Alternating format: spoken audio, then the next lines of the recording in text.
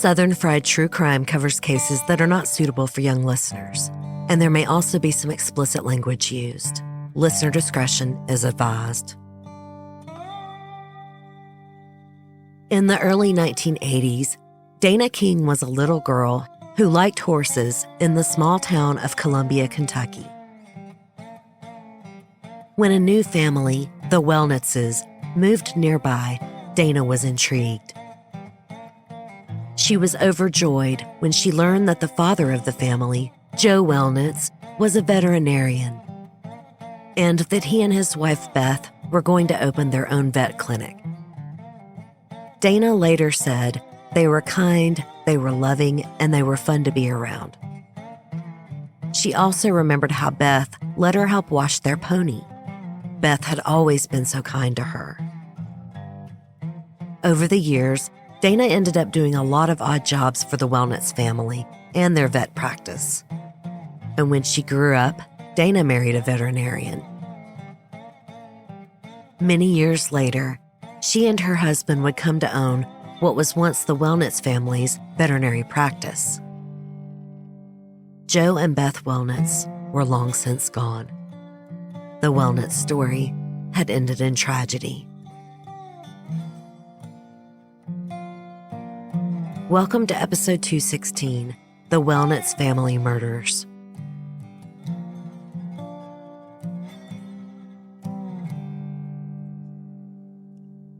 Beth Mullenix was born Elizabeth Ann Preston on May 1st, 1952, to Leonard and Mary Preston in Lexington, Kentucky. She had two brothers. Beth's parents met at the University of Kentucky. Her mother was studying to be an English teacher, and her father was a college football player. By 1943, Mary and Leonard were married. For the rest of their lives, Beth's parents would be avid University of Kentucky sports fans. During the Korean War, Beth's father served in the Army. While her father was in the military, the Preston family moved all over the world. They lived in Japan, Germany, Philadelphia, Fort Knox, and Louisville. Then around 1966, Leonard was seriously injured in the line of duty. At the time, he was stationed in North Korea. Following that, Leonard retired from the military, and when Beth was around 6 years old, the Preston family settled down in Lexington, Kentucky. Beth's mother, Mary, taught her children about the importance of academic excellence, tolerance, and compassion. She was a teacher and a great role model. Plus, Mary was an active volunteer. She participated in local politics, co-founded housing organizations, and helped out with Meals on Wheels. Meanwhile, Beth's father, Leonard, taught the kids the importance of teamwork and determination. Leonard's military career also played a big part in his children's lives. One of Beth's brothers, Lee, followed in his dad's footsteps and joined the Army. Lee even attended the prestigious West Point Military Academy in New York. Tragically, in March of 1969, 24-year-old Lee was killed in action in the Vietnam War. Lee's name is engraved in the Vietnam Veterans War Memorial in Washington, D.C. Beth lost her other brother, William Powers Preston, in 1985. As an adult, Beth was known for her kind heart, energetic nature, and selfless generosity.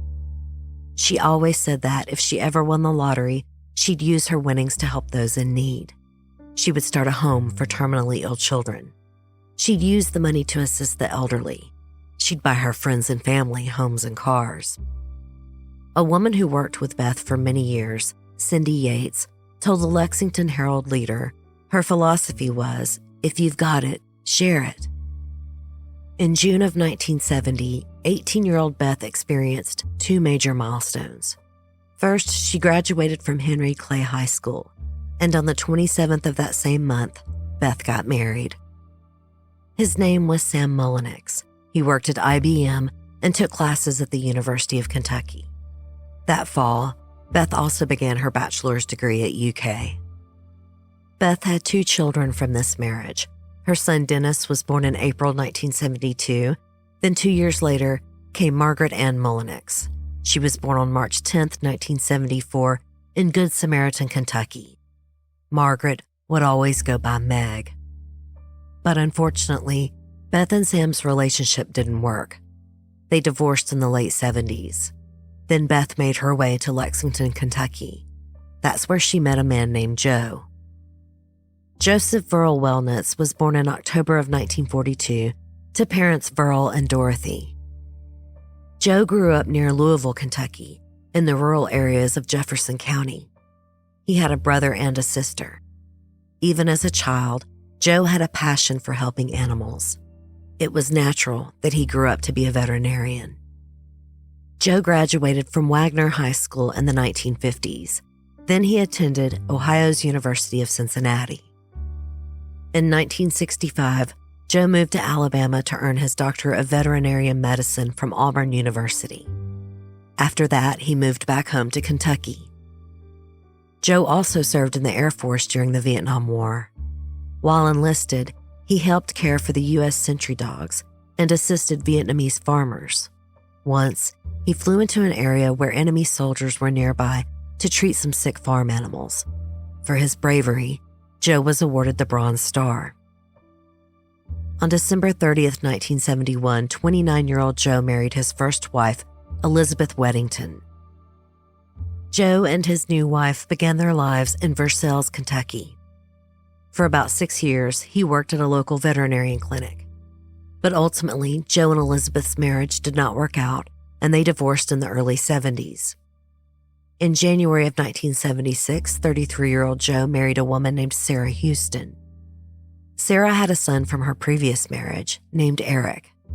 Joe adopted Eric at a very young age. But by December of 1978, this marriage had also failed, and Joe and Sarah divorced. Over time, Joe's relationship with his adopted son Eric became estranged. After his divorce, Joe moved to Lexington, Kentucky, where he worked as a veterinarian for the Southland Deltor Clinic. This was when Joe Wellnitz crossed paths with a young, blonde, single mother and English teacher named Beth Mullenix. They fell in love, and on June 22, 1979, 36-year-old Joe married 27-year-old Beth in Fayette, Kentucky. They spent their honeymoon camping at Dale Hollow Lake. For the rest of their years together, Joe and Beth would recreate the same honeymoon camping trip every year on their anniversary. When Joe and Beth were married, Beth's son Dennis was 7 years old. Her daughter Meg was 5. Both children came to love and respect Joe as their father. And in the 1980s, both Dennis and Meg officially changed their last names to Wellnitz. Dennis even took Joe's middle name, Verl, as his middle name. Joe and Beth's relationship seemed meant to be. They were madly in love. Even after years of marriage, they acted like doe-eyed teenagers. Their reverend, Jim Chaffin, was blown away by their continuous passion for each other. He told a newspaper, "I've never met a couple their age who were so devoted." In January of 1981, the Wellnitz family moved. They went 100 miles south from Lexington to Columbia, Kentucky, which probably felt like a big change for the family. Lexington is a large, bustling city with a population of more than 300,000. Columbia, on the other hand, was a small, rural town. Back in the 80s and 90s, Columbia was populated by fewer than 4,000 people. But that was exactly why Joe and Beth wanted to move there. Their lifelong goal was to open their own veterinary clinic in a caring, close-knit community. They would work together, with Beth running the office. So they bought a farmhouse with a big barn in Columbia. They renovated the barn, creating their clinic. As Joe would later say, when speaking to the Adair Progress newspaper, "We feel our dream has come true." Over the next 12 years, Dr. Joe, his clinic, and his family became pillars of the Columbia community. Beth became the historian for the Kentucky Veterinary Medical Association. Joe joined the Adair County Health Board. Their eldest, Dennis, was considered a reliable, smart, and hard worker. And Meg was very involved at Adair County High School. She tutored other students and she participated in art and library clubs. The Wellnitz family were also members of the local Presbyterian church. They were extremely well-liked. Joyce Malden, who lived with her husband in a cabin on the Wellnitz's property, told the Herald-Leader, "They're the type of people everybody loved. They'd do anything for you." Joe, who was lovingly referred to as Doc, was considered a caring veterinarian with a big heart. He would frequently treat people's pets for free. When he had to put an animal down, he grieved alongside its owner. And when a wayward dog didn't have a home to go to, it wasn't unusual for Joe to bring it over to the house with him. In October of '92, someone brought in a dog with 2 broken legs. Joe treated the poor fella without payment. Then when no one could adopt the dog, Joe took him home. The dog's name was Tequila, and Tequila stayed with the Wellnitzes for many months until he was well enough to move on. On a different occasion, Joe took in a border collie that couldn't walk. That poor pup, whose name was Boos, had severe back issues. A specialist confirmed that there was no way the dog was going to stand again. But Joe wasn't dismayed. He put a diaper on Boos and let the dog live on his property. Roger Smith, a dentist and Joe's neighbor, told the local newspaper, "Joe treated animals as a physician treated people. He couldn't stand to see them suffer." Joe's employees at the vet clinic also spoke highly of his dedication to animals. One employee, Dan Lawhorn, teased Joe that he could stand to be a little meaner. He said, "I told him one time I thought he was about too good to the animals and the people." At the beginning of 1993, the Wellnitz vet practice was thriving. Joe and Beth were by all accounts very happily married. 20-year-old Dennis was a student at Somerset Community College. He also worked at the movie warehouse in Columbia. And 18-year-old Meg had just started at Lexington Community College. Everything really seemed picture perfect for the Wellnitz family, which is probably why the morning of Friday, February 26, 1993, came as such a shock to quite literally everyone. At about 8 o'clock that morning, 2 employees arrived at the Wellnitz clinic. They both thought it was strange that Joe and Beth hadn't come in yet. After all, their house was a stone's throw away. It wasn't like they could be stuck in traffic. One of the employees, Dan Lawhorn, noticed a bullet-sized hole in the side door of the building. Dan knew Joe would want to know about the damage, so he walked over to Joe and Beth's house. The doors to the home were unlocked, but that wasn't really strange. After all, this was small-town Kentucky. Nobody locked their doors. So Dan walked inside the Wellnitz home to search for Joe. He found 50-year-old Joe Wellnitz downstairs. He was wearing a t-shirt and sweatpants and lying face down in a pool of his own blood. A second employee had accompanied Dan to the Wellnitz home. When Dan had gone downstairs, she walked upstairs. That's where she found 40-year-old Beth Wellnitz dead in the main bedroom. And then she found 20-year-old Dennis dead in his bedroom. The stunned employees called 911 and waited for first responders. Captain Jeff Hancock of the Kentucky State Police arrived at the scene. He had known Joe and Beth pretty well. In later interviews with Oxygen, Captain Hancock said, "I'll never forget walking in the house that morning and seeing what I saw. It was just total shock. I knew what kind of people they were. I knew how kind they were and how compassionate they were with the work they did. I couldn't believe it." All 3 members of the Wellnitz family were dressed for bed, and all 3 had suffered multiple gunshot wounds to their heads and torsos. The only remaining Wellnitz was Meg. On the night her family was massacred, she was out of the house, 100 miles away in Lexington, where she attended community college. That specific Friday night, she had been playing cards with her boyfriend Randy and another couple Bill and Regina Meese. Captain Hancock's heart broke for Meg. Her entire family had been annihilated in the blink of an eye. He said, "When Meg was told that her mom and dad and brother were murdered, I felt really sorry for her. I thought, how is she going to go on? How does she recover from this?" The funeral service for Joe, Beth, and Dennis Wellnitz was held 4 days later on Tuesday, March 2nd, 1993. People gathered at 1 p.m. in the Christ Church Cathedral for the service before internment. After the service, all 3 members of the Wellnitz family were buried in the Lexington Cemetery.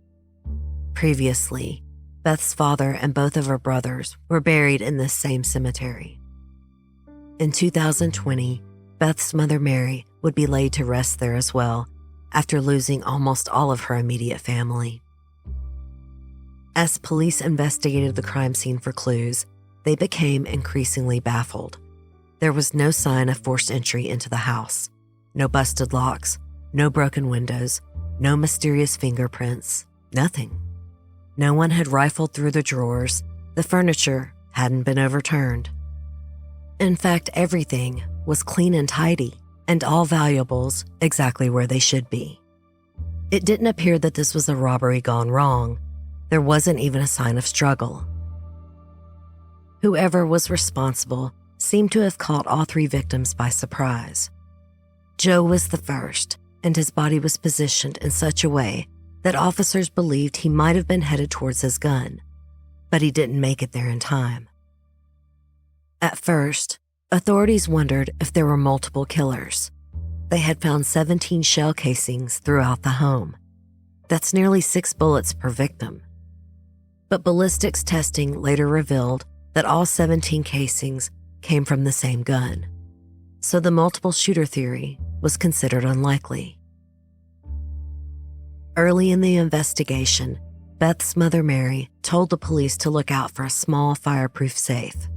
She said it held important papers.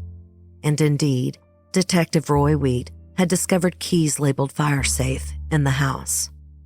But the safe itself was nowhere to be found. Usually, it was located in the back of Joe and Beth's closet. They could see a square indent in the carpet where it should have been. So far, this was the only lead police had.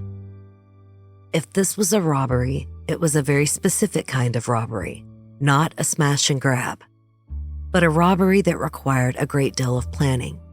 How else would someone have known where the fire safe was hidden? It was in an upstairs bedroom closet. That's not exactly in plain sight. You've got to know where you're going. Due to the brutality of these killings, local investigators were nearly certain that this crime was personal in nature, that it wasn't random.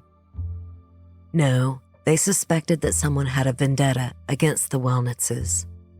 Detective Roy Wheat told the Lexington Herald-Leader, "I would have to say, in my almost 19 years, it's probably the worst situation I've had to deal with." When investigating the murders, the authorities first looked at pet owners who were upset with Joe's veterinary practice, and they actually found a few.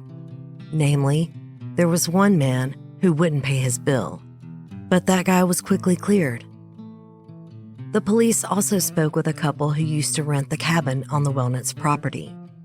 The couple was supposed to complete some work for Joe and Beth. In exchange, they would get to stay in the cabin for free. But they didn't do the work, or at least they didn't do enough work to satisfy Joe and Beth. And when Joe handed the couple an $1,800 bill, it didn't go over well. But by February of 1993, that couple had moved away. According to them, their dispute with the Wellnitz family was fully resolved, and they had solid alibis. Then investigators began looking at Joe's estranged son, Eric Wellnitz. Joe had never removed Eric from his will, so he was set to receive about $250,000 after Joe's death. When law enforcement reached out to Eric, he was genuinely shocked that he was still included in his stepfather's will, which made sense, seeing as he and Joe no longer spoke. Eric had cut ties after Joe abandoned him. He felt that Joe's new family with Beth had essentially replaced him. Regardless, the killer wasn't Eric. He had an airtight alibi for the night of the murders. He was sleeping at a friend's house, and Eric, like Meg, was all the way in Lexington, 100 miles away, a 2-hour drive at best. Eric told Oxygen, "There's no way in the world I ever could have done anything like that. Yes, I was angry as a child. You know, having your dad disappearing out of your life, kind of in a snap of a finger. It was hard and I was angry, but not that kind of anger where I wished anything bad." Meg's college boyfriend, Randy Appleton, was also considered a suspect. The police were suspicious of Randy because he was a gun enthusiast, and he didn't get along well with Meg's mother, Beth. But none of the shell casings found in the Wellnitz home matched Randy's gun collection, so investigators kept looking. Meg herself was also considered a suspect. She stood to inherit a lot of money, so she had to be a person of interest. But Joe and Beth were in enough debt that her actual inheritance was moot. In fact, Meg wound up having to sell the farmhouse and land to pay off those debts. But the insurance payout was going to be sizable, somewhere in the range of $530,000. In today's money, that would be more than $1.1 million. As a brief sidebar, investigators also found that Meg had some connections with the occult and Wicca. 1993 was about the height of the satanic panic in America, and Meg was definitely at the age of teens who had become fascinated by Satanism. She kept a black candle in her bedroom in the Wellnitz home, and she had written a freshman term paper on the topic of human sacrifice. Meg later claimed she only went to one Wicca meeting. However, she and her friends, Bill and Regina Meese, did bond over their mutual interest in Wicca, magic, and witchcraft. Perhaps Meg was just exploring her religious beliefs. She was young, just entering college, figuring herself out. Court documents also reported that Beth had a book about Wicca on her nightstand, so I have to wonder if perhaps Beth, a practicing Christian, was trying to understand her daughter's new fascination with witchcraft. Of course, none of this seemed very relevant to the murders, especially since both Meg and Randy's time was accounted for that evening. As I said before, they were playing cards with 2 other people, their friends, Bill and Regina Meese. Detectives spoke to Bill Meese, but they never had much contact with Regina. According to her later testimony, Meese forbade her from talking to the authorities, but he wasn't too worried about himself, and in late 1993, he agreed to take a polygraph test with the Lexington Police Department. It did not go well. When he arrived at the testing session, he was under the impression he was only going to be asked about a gun in his possession, specifically a Browning high-power pistol. He said he had gotten it only a few weeks before the murders from a friend of a friend. Meese refused to tell the police the identity of the friend of a friend, saying this person was a felon. They weren't supposed to own a gun, and Meese wasn't going to get them in trouble. During the polygraph test, the interviewer suddenly changed tracks. He asked Meese not about the gun, but about the murders of Joe, Beth, and Dennis Wellnitz. That's when Bill Meese lost it. He became so agitated that he had to be unhooked from the polygraph machine early. Captain Hancock later said, "It definitely raised red flags that he knows more than he's telling us." But red flags are only that, red flags. The police didn't have any evidence, and Meese, who wasn't under arrest, was well within his rights to leave. Local authorities were highly motivated to find the person responsible for killing the Wellnitzes, not just because the family was so well loved, but also because residents of Columbia, Kentucky were freaking out. They didn't feel safe, and who could blame them? An entire family had been executed, and no one had any clue as to why. Gun sales in the area were rising. People started locking their doors. Cindy Yates, a longtime employee of the Wellnitz vet clinic, tried to avoid going out at night following the murders. She told the Lexington Herald, "You can't walk past your window without wondering who's out there looking at you. If I just knew who or why, it would help a lot. Just not knowing is most of the fear." As a result of this community-wide panic, the rumor mill was cranking. One local newspaper even published a front-page story detailing the most common rumors. A portion of the article was styled like Mad Libs.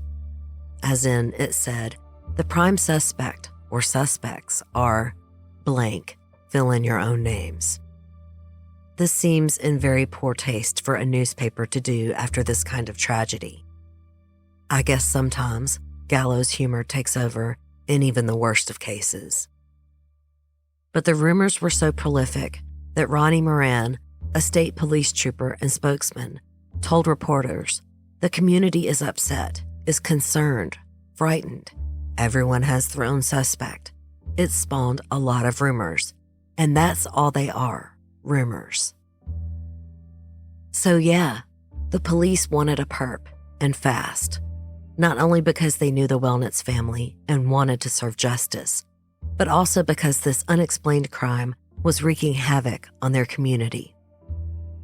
The Lexington, Columbia, and University of Kentucky authorities joined forces to solve this crime. They assigned 3 investigators to the case. In total, hundreds of hours were spent tracking down leads, and the authorities followed up on many, many tips from the public. At first, it seemed like this case was going to be solved quickly. Less than a month after the murders, in March of 1993, one police spokesperson told the Lexington Herald that they were pursuing promising leads. Not long after, Detective Roy Wheat told reporters, "It does look good as far as an arrest being made. I don't have a doubt in my mind that sooner or later we're going to get the break we need to break it wide open." But investigators didn't get their break until almost 10 years later. Years passed without any new developments in the Wellnitz triple homicide case. So as much as people can move on from a tragedy of this caliber, they did. Meg transferred to the University of Kentucky to study English. A year after the death of her family, in February 1994, Meg sued the Mutual Life Insurance Company of New York. Joe's insurance policies were supposed to go to Beth, but Beth was gone. After Beth, Joe's money was supposed to go to her mother, Mary Powers Preston. Mrs. Preston was directed to use the money to care for Meg and Dennis. Joe wrote in his will that he had the greatest love and affection for Dennis and Meg. So since Meg was the sole survivor, she was to get all of Joe's insurance money. This is where that $530,000 sum I mentioned earlier comes from. Meg filed for the insurance money in December 1993, but the insurance company refused to pay, and for a pretty good reason. Meg was still a suspect in her family's murders. However, as she hadn't been charged with anything, the insurance company was forced to give Meg the check. She also provided a legal document in which she denied that there is any substantial credible evidence indicating that she caused her family members' deaths. After Meg sued the insurance company, Eric Wellnitz, Joe's estranged son, also sued. He wanted a portion of the insurance payout too. Ultimately, Meg agreed to split the insurance money with Eric. She received about $300,000, but it's unclear how much money Eric actually received. Interestingly, when Eric and Meg organized the split, they both agreed that neither could sue the other if it was found out that they were involved in the murders. In 1995, Meg married her college sweetheart, Randy Appleton. Meg and Randy had one son together in 1997, but that same year, they divorced. Then Meg would go on to marry her second husband, Justin Manley. Jump to October of 2002, 5 years later. Detective Sergeant Dennis Benningfield was following up on the Wellnitz case, which by then was a cold case. a very cold case. No one knew if it would ever be solved. But Sergeant Bedingfield had hope, and his hope grew when he found out that Bill and Regina Meese had had a nasty breakup. In November 1999, Meese and Regina were separated. The next month, Regina alleged that Meese had sexually assaulted her on Christmas Eve. Later, a grand jury ruled that Meese had not sexually assaulted his wife. But Regina continuously maintained that he had. By the end of the year 2000, they were officially divorced. And Bedingfield saw this as an opportunity. He approached Regina to discuss the deaths of Joe, Beth, and Dennis Wellnitz. Before, her husband had stopped her from going to the police. Now, she was free and clear. He wanted to know if perhaps Regina had some insight as to what really happened that night. And she knew exactly what happened 9 years ago on that cold February night. Regina explained that her ex-husband, Bill Meese, and Meg Wellnitz had orchestrated the entire thing. And to prove it, Regina provided the authorities with a small fire safe, the same fire safe that had been stolen from the Wellnitz home that night. When Regina handed it over to the police, they found a hair inside of it. Lab testing indicated it was very similar to Joe Wellnitz's hair. William Harry Meese was born in October of 1972. He would go by the nickname Bill all his life. I've been referring to him as Meese since that is the name he is most widely recognized by today. When Meese was a newborn, his mother Jan left his abusive father. Then before he turned 1 year old, she abandoned him. At that point, his grandmother on his mother's side took him in. She lived in Florida and legally adopted him. But when he was 12 years old, his grandmother passed away. Then Meese was forced to move in with his biological mother, and that's how he ended up in Lexington, Kentucky, where she lived. Jan pretended to be Meese's sister for 15 years. She kept him out of school and discouraged him from talking to other people. Later on, Jan would testify that she was diagnosed with several mental illnesses. She frequently heard voices that told her to kill people. She believed that Meese also heard similar voices, but he denied it. But even if he didn't have her same mental health issues, his childhood was certainly a recipe for making a sociopath. Eric Wellnitz, Joe's estranged son, happened to go to junior high school with Meese, and he recalled how Meese had once stabbed him in the thigh with a pencil. Eric also remembered that Meese would often discuss killing. When Eric said that he was going to share Meese's fascination with murder with some adults, Meese threatened to hurt him. In the late 1980s, Meese attended Henry Clay High School in Lexington. He didn't graduate. Later on, he would earn his GED and enroll in Lexington Community College. Afterward, he attended the University of Kentucky, and in August of 1991, 18-year-old Meese married Regina. They had 3 children together. Meese was a pathological liar. He'd later say as much in court. He lied so much and so often that it's tricky to know what is true about his life and what's not. For example, he told numerous people, including Regina, that he was an ex-Navy SEAL. He claimed he had been involved in Black Ops, the CIA, and a failed attempt to kill Iraqi terrorist Saddam Hussein. But there is no known record verifying that information. In fact, the only official record we do have is a court document explaining that Meese received an other than honorable discharge from the Navy. He had tested positive for cocaine. But Meese insisted he had never done cocaine, though he did admit to struggling with alcoholism. Bill Meese met Meg Wellnitz while they were attending Lexington Community College and the University of Kentucky. It doesn't appear that Meese received his degree from either school. If he did, he never pursued a career. Instead, he had a series of jobs. At various points in time, he was a landscaper, a pest control specialist, a cab driver, and a bank courier. That is, until his ex-wife Regina started talking to the authorities in the early 2000s. Not long after that, Bill Meese was just another jail inmate. The following sequence of events is put together from what Regina and the police investigation revealed about the Wellnitz murders. Around November of 1992, Meg's parents were traveling to Africa. The running joke among her buddies became how much she would inherit if her parents died on this trip. Around this same time, Meese, who was interested in Wicca, magic, and the occult, just like Meg, wanted to start a commune. He had a business plan for it. The name would be Blackwatch Enterprises. In Meg's later recanted statements, she said this commune was a David Koresh kind of situation. Meg and Meese hatched a plan. They decided that Meese would kill her parents.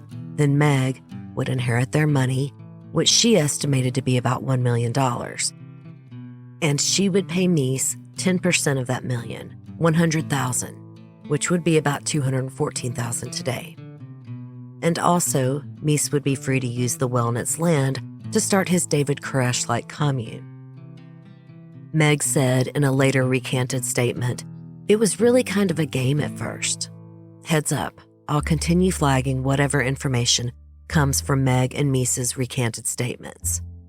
We'll get into the he said, she said of it all in a moment, but just know that Meg would first admit to everything. Then she claimed she had no idea about any of this. She said Meese did all of it on his own. Meanwhile, Meese would also admit to everything. Then he claimed that he was innocent, that he wasn't even in the same city on the night of the murders. I want to be extra clear here. They are lying. They are both lying. A jury later confirmed they were lying. The courts affirmed that they're lying. And quite frankly, common sense says they are lying. But the information can and will get a little jumbled due to their ongoing lies. I'll do my best to organize it for you. For months, Meese and Meg plotted the massacre of the Wellnitz family. 2 weeks before the murders happened, Meg bought a Browning high-power 9mm pistol. She wasn't 21 years old yet, so she had to use her fake ID for the purchase. Normally, she just used it to buy booze. Then Meese, who was actually with Meg when she bought the gun from her. He used his $500 tax refund to pay her. Afterward, Meese also bought hollow point bullets and human silhouette targets. He used both items to familiarize himself with his new pistol at a firing range. Remember how I said that the Wellnitz family appeared near picture perfect before they were murdered? Perhaps the only visible issue in the family was something so common that it probably seemed kind of innocent at first. Beth wasn't so sure about her daughter's friend group.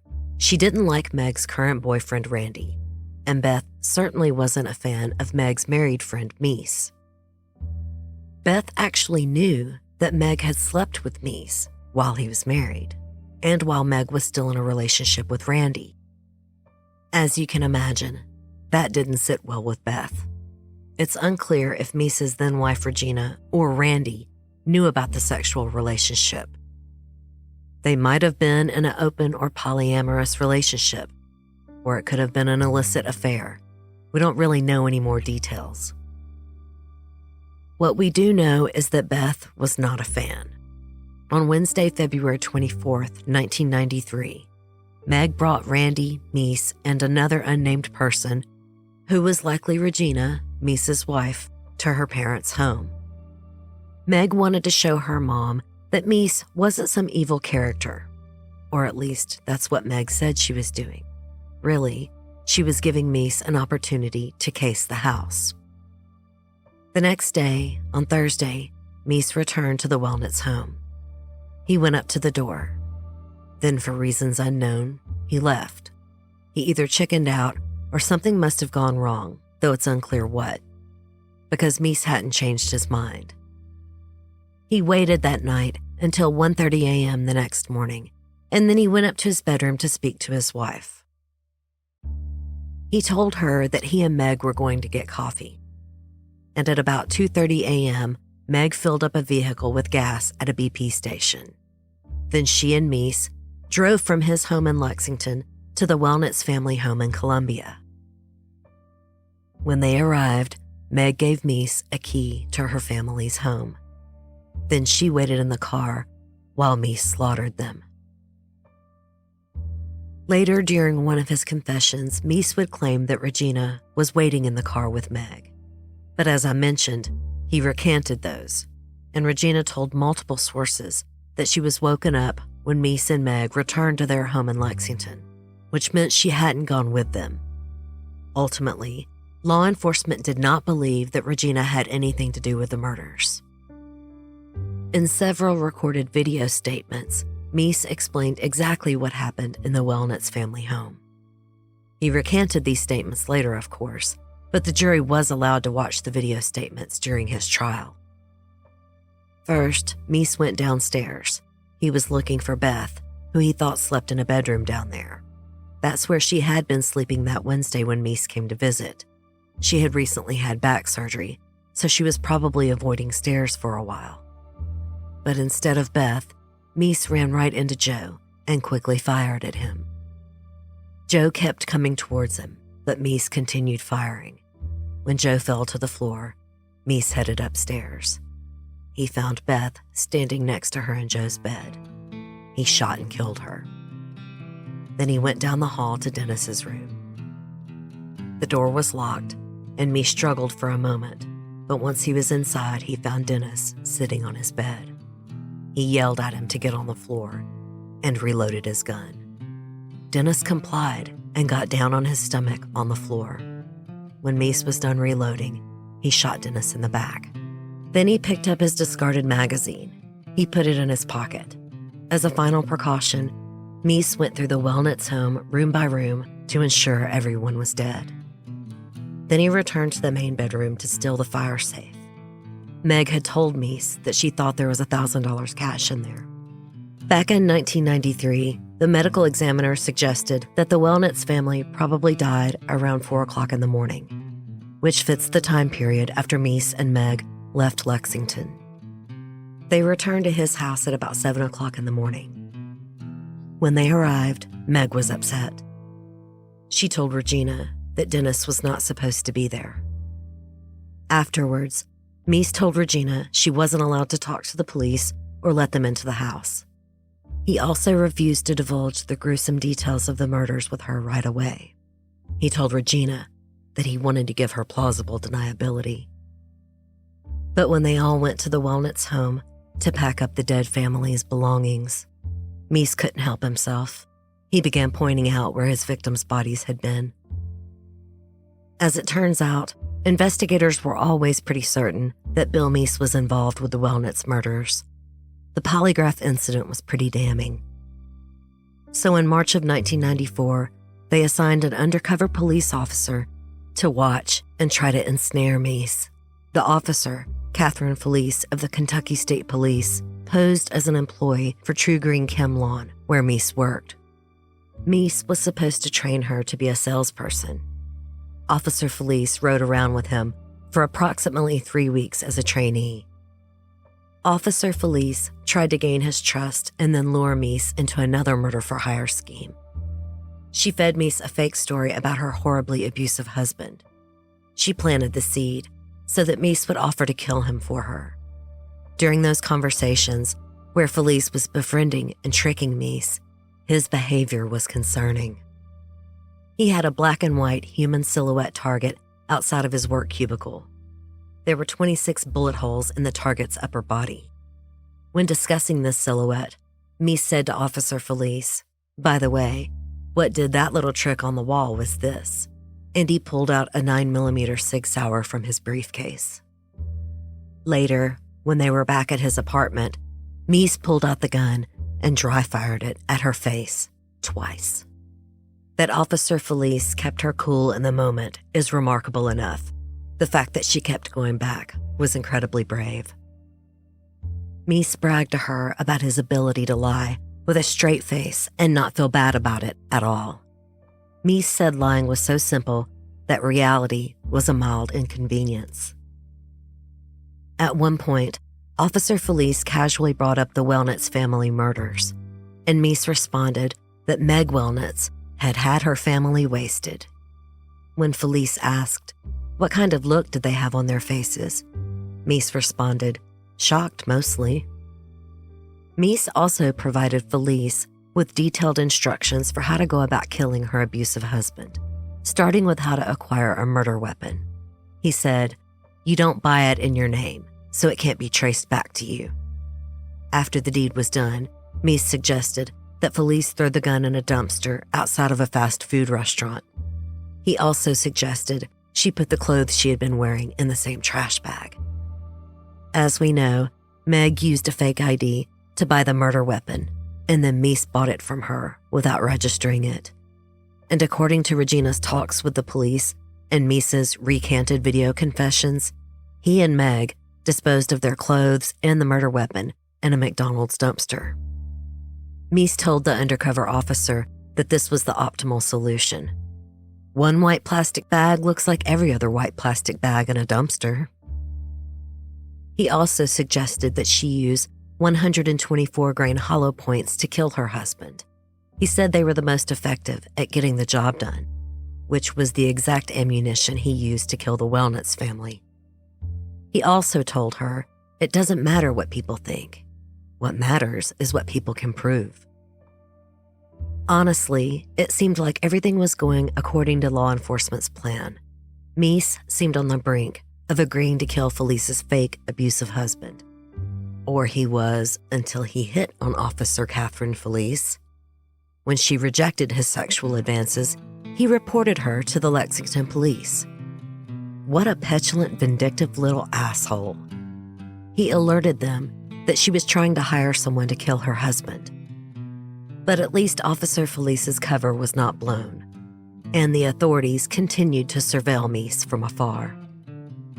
Unfortunately, he made the pass at the officer before he decided to offer up his hitman services, so investigators could not arrest him for that as planned and did not have enough concrete evidence about the Wellnitz murders. All they had was what he bragged about, and he could easily say he made that up to impress her. Their next encounter with Mies did not happen until 8 years later, in the fall of 2002. That October, a woman named Georgia Rose was standing outside her daughter's home. She was extremely upset. Mies, who was walking his dog, stopped to ask her what was wrong. Georgia explained that her boyfriend was acting like a jerk, so Mies offered to take care of the boyfriend. Georgia was immediately skeeved out and called a friend who was a police officer. That officer was Detective Sergeant Dennis Benningfield. This was the catalyst that caused Benningfield to look into Mies's relationship with Regina. After all, happily married men don't offer to commit capital murder for women they just met. In addition to reaching out to Regina, the authorities also enlisted Georgia. She became an undercover agent for the authorities. At law enforcement's request, Georgia continued to contact Mies about killing her boyfriend. And eventually, she and Mies settled on a price of $2,000 for the hit. Mies would receive a $500 down payment before the kill, and he would get the rest after. To prove the job was done, he was supposed to take a Polaroid photo of the boyfriend's dead body. Then Georgia would leave the rest of Mies's cash payment in a toolbox on his back porch. So, on November 3rd, 2002, Mies hopped into Georgia's car outside of a CVS pharmacy.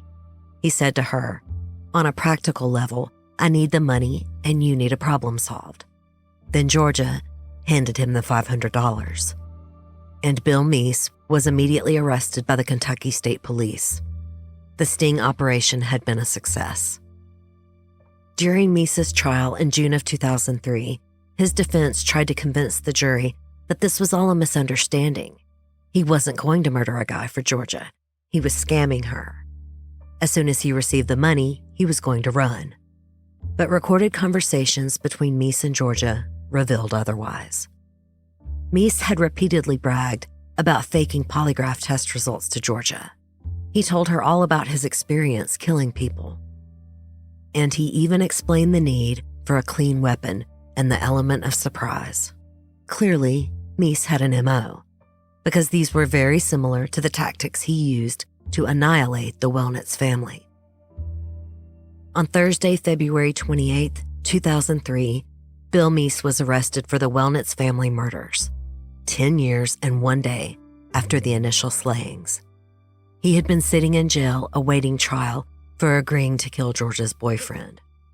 Meg, on the other hand, now lived in Chicago. As soon as Regina told detectives about how Meese and Meg had plotted the deaths of the Wellnitz family, investigators had tried to contact Meg. But she continuously ducked their calls. When they did finally get a hold of her, Meg was adamant that she needed to speak with her lawyer before talking to them. So when 28-year-old Meg was arrested on February 28, 2003, she was very surprised. And I can see why. She had almost completely moved on.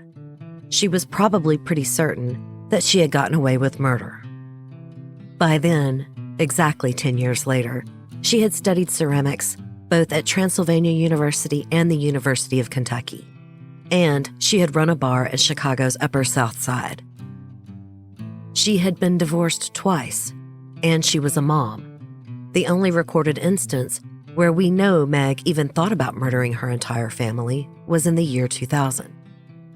At that time, Meese had sent Meg a letter through her grandmother. He wanted money for, quote, services rendered so long ago. In a statement Meg gave officials, which she later recanted, she said, "He sent me a letter saying his life had been ruined and that he had read some book about the witness protection program, and that if I didn't give him enough money to start a lawn care service, that he was going to go to the police and confess as a hitman and get put in the witness protection program in Hawaii." LOL at Meese thinking he'd be put in witness protection, much less sent to Hawaii. Meg told her then-husband, Justin Manley, about this letter, but she didn't explain that she knew exactly what Meese was writing about. Instead, she chalked it up to some crazy guy reaching out. She pointed out how Meese had once told her he was in the CIA and that he killed people. Then, Meg shredded the letter and threw it in the trash. Later, it would be revealed that she was concerned the letter could be used against her as evidence. The remaining Wellnitz family members and Columbia community were flabbergasted to learn that Meg had masterminded her parents' and brothers' deaths.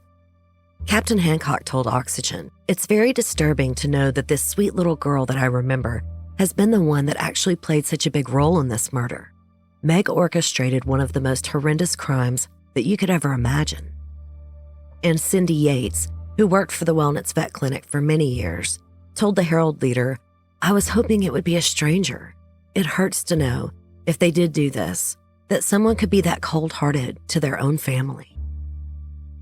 When Meese and Meg were charged and indicted, Meg faced 3 counts of complicity to commit murder and 1 count of complicity to commit robbery and burglary. Meese faced 3 counts of murder, 3 counts of complicity to commit murder, 1 count of first-degree robbery, 1 count of first-degree burglary, and 1 count of complicity to commit robbery and burglary. Right away, the Commonwealth's attorney, Brian Wright, confirmed that he would be seeking the death penalty for both Meese and Meg. He said to the Lexington Herald Leader, "It's certainly a capital case and deserving of capital treatment in the prosecution." On Wednesday, March 12, 2003, both Meg and Meese pleaded not guilty. By the way, yes, Kentucky is a Commonwealth, along with 3 other states, Massachusetts, Pennsylvania, and Virginia. The distinction is in name alone. The Commonwealths are just like any other state in their politics and laws, and there is no difference in their relationship to the nation as a whole. That's a little inside baseball for you, because sometimes I slip up when discussing Virginia or Kentucky cases and say Commonwealth's attorney without explaining. Anyway, on Tuesday, June 3, 2003, Bill Meese was convicted for conspiring to commit murder in Fayette County. That would be due to the sting with Georgia Rose. The jury recommended 12 years in prison. In July, the judge accepted that sentence. That same year, while Meg was in jail awaiting her death penalty trial, her ex-husband Randy Appleton sought custody of their 6-year-old son. Meg said of the situation, "Randy is just not responsible enough to have a child. He's very erratic. She told a judge that she provided a more stable environment for their son than Randy. She wanted her son to go to her friend, Tracy Harris, and grandmother, Mary Preston, until she got out. Yeah, a jailed mother is so very stable. Not that it really matters, but Randy Appleton was a tenured college professor. He had a clean record, not sitting in jail waiting on a death penalty trial like his ex-wife. Plus, in 2001, Meg had been arrested for endangering their son. Randy said she lived in squalor. Social workers also confirmed this. They filed a report that her house had garbage and trash on the floor and dry, raw sewage in the basement. You won't be surprised to hear that Randy won custody. On the day that Meg's trial was set to begin in January 2005, she pleaded guilty to all charges. In exchange for avoiding the death penalty, Meg was sentenced to life in prison without the possibility of parole for 25 years. She also agreed to confess. And she promised to testify against Bill Meese at his trial. William Wellnitz, Joe's brother and Meg's uncle, told the press, "To hear she pled guilty, it's bittersweet. They're solved. But what a tragedy. It's just destroyed so much." But in July of 2006, Meg recanted the confessions she had made as part of her plea bargain. According to her, she had made everything up based on the information she knew about the crime. Meg claimed that she had been desperate to avoid the death penalty, and also, she said she was on and off various drugs while in jail, some prescribed and some not. Meg later said, "I would have told you I was married to Hitler" in that statement.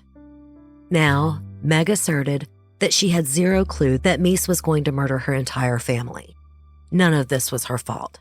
She even blamed her lawyers for ineffective counsel in a related appeal. But in March of 2008, a judge upheld her conviction and sentencing. That judge did not address any of Meg's arguments about her desperation, drug usage, or problems with her lawyers. Instead, he simply cited that Meg had missed the 3-year appeal deadline by 4 days. Meanwhile, Meese's first trial began in November 2004. But the trial ended early when he pled guilty during the jury selection process. He also accepted a plea deal in exchange for a sentence of life in prison without parole for at least 25 years. He received a total of 40 years on the other charges. As a part of the plea deal, Meese also provided recorded video statements regarding his involvement in the Wellnitz family murders. By the next month, in December 2004, Meese claimed that he entered into the plea bargain under false pretenses. Turns out, he didn't want to plead guilty at all. He didn't like one of his current court-appointed lawyers, so he pled guilty to try to get a new one.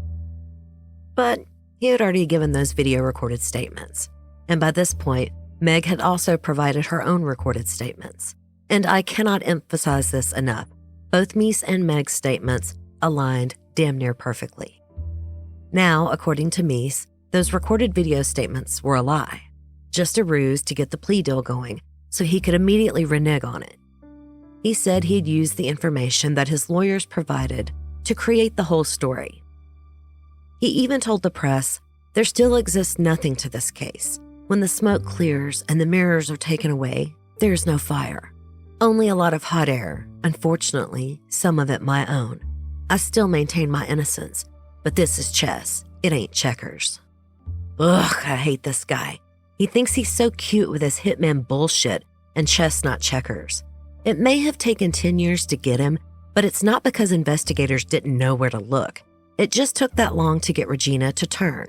So I guess he had some right to be smarmy, but I still hate him.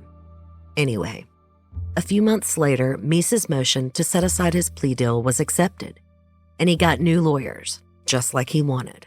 Since he had switched his plea deal, the judge ordered a competency evaluation in February 2005. Bill Meese was ruled competent later that year. And in the fall of 2006, his trial began. His trial took 4 weeks. In that time, the Commonwealth asserted that Meese was the triggerman in his and Meg's plot to kill the Wellnitz family for money. Randy Appleton testified that Meese told him he was an assassin.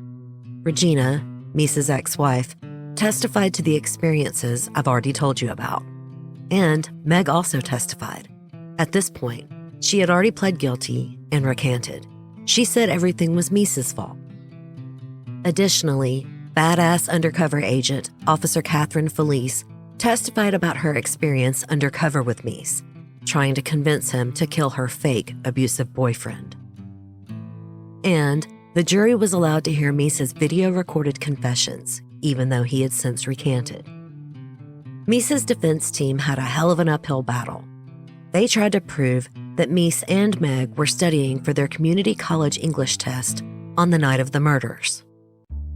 Bill Mies testified on his own behalf. He said on the stand, "I have a lot of experience making up false stories. I've lied a lot in my life." The defense attorneys also argued that Mies couldn't have killed the Wellnitz family. Mies hadn't received a dime from Meg for the murders. If you'll recall, the Wellnitz family inheritance, which Mies was supposed to get a cut of, was lost to overwhelming debt. Meg even had to sell the land on which Mies was supposed to build his commune. So his lawyer argued if Meg didn't pay Mies, why hadn't he killed her too? To which the prosecution responded, Meg being alive was the only possibility of him ever getting his money. Plus, if Meg was murdered, Mies would certainly be a suspect. The defense also claimed that Regina was just bad-mouthing Mies because she was angry about their terrible marriage. But the Commonwealth's attorney pointed out that the authorities had approached Regina, not the other way around. On Friday, September 15th, 2006, after deliberating for less than 2 hours, the jury convicted 33-year-old William Harry Mies of 3 counts of murder, robbery, and burglary. Days later, the jury recommended that Mies be sentenced to death, plus 2 consecutive 20-year terms, totaling 40 years. In October, the judge agreed. The judge stated publicly that he had no doubt that Mies had killed the Wellnitz family. Mies, of course, later complained that he did not get a fair trial. He likened the court system to Nazi Germany, Communist China, and Soviet Russia. Right, you were so persecuted. Mies appealed to the Kentucky Supreme Court in 2011. He had a myriad of complaints, some of which included that he was upset that his recanted video statements were allowed. He also didn't like that Officer Felice was allowed to tell the jury about their conversations. And he thought that Regina shouldn't have been allowed to testify because she was his ex-wife. We think spouses aren't supposed to be able to testify against each other. Actually, the law is they cannot be compelled to testify against each other. Regina testified willingly. The court also determined that everything Mies shared with Regina was knowledge found by other means too. Ultimately, the Kentucky Supreme Court affirmed Bill Mies's conviction and sentence. Today, 51-year-old William Harry Mies is on death row at the Kentucky State Penitentiary. His execution date has not been set. He's awaiting death because of his own hubris. He never should have fought his plea bargain. I said before that his childhood was like a how-to for raising a sociopath. Maybe he just couldn't help himself. It was a self-fulfilling prophecy. On February 12, 2014, just shy of 21 years since she had her whole family butchered, 39-year-old Meg Wellnitz Appleton was found dead in her jail cell at about 7 o'clock in the morning. She was at the prison for female offenders in Pewee Valley. Her death was ruled a suicide. Initially, reports said that the state police were investigating it, but since then, no other details have been released. Meg was buried next to her family in the Lexington Cemetery. Beth's mother, Mary, outlived almost all of her close family, dying at age 100. Can you imagine living to be 100 years old with your closest loved ones all dead and buried? Mary Preston was buried in the same cemetery as her family in 2020. Her husband, 3 brothers, 3 children, and grandchildren all died before her. It was almost 2 decades without them. Mary only had her great-grandson, Meg's son, left, but she did have some nieces, nephews, and other extended family who lovingly helped care for her in those long years without her close family. In a case like this, with so many interesting twists and turns, the misery and devastation of those left behind can be forgotten as we get caught up in the story. But the remaining family, as well as close friends and the rest of the tight community, never forgot. The murders left a painful scar on everyone's heart.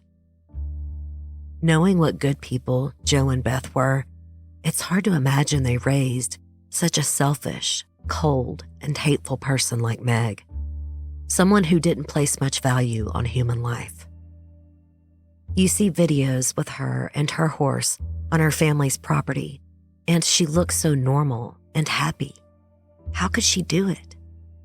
It makes you think about that nature versus nurture debate.